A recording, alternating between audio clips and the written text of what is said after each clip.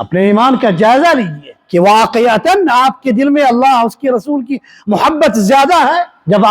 جب مسجدوں سے اذانیں ہوتی رہتی ہیں، ہم مارکیٹ میں ایسے ہی گھومتے رہتے ہیں، ہم روم میں بیٹھ کر مختلف قسم کے پروگرام دیکھتے ہیں، ہم روم میں بیٹھ کر میچز دیکھتے ہیں، سیریز دیکھتے ہیں، اس سے کیا اندازہ ہوتا ہے ساتھی؟ آپ کے اوپر شیطان کا غلبہ ہے، دنیا کی ان چیزوں کی محبت غالب آ چکی۔ اس لیے ساتھیو، اللہ کے نبی صلی اللہ علیہ وسلم نے جو فرمایا ہے کہ اس وقت تک تمہارا ایمان مکمل نہیں ہوگا جب تک کہ میں تمہارے نزدیک تمہارے باپ، تمہارے بیٹے اور تمام لوگوں سے زیادہ محبوب نہ ہو جاؤں۔ مال کی محبت ہے آپ کے دل میں، لیکن اللہ اس کے رسول کی محبت سے اوپر نہیں ہونی چاہیے۔ بیوی کی محبت ہے آپ کے دل میں، لیکن اللہ اس کے رسول کی محبت سے اوپر نہیں۔ اولاد کی محبت، اولاد سے ضرور محبت کیجئے، لیکن اولاد کی خواہشات کو پوری کرنے کے لیے دین کو سائیڈ مت کیجئے، دین کے اصول اور اس کی بنیادی چیزوں کو مت توڑیے۔ آج کا پیغام ہے ساتھیو، ہم میں سے ہر شخص کو اپنے ایمان کا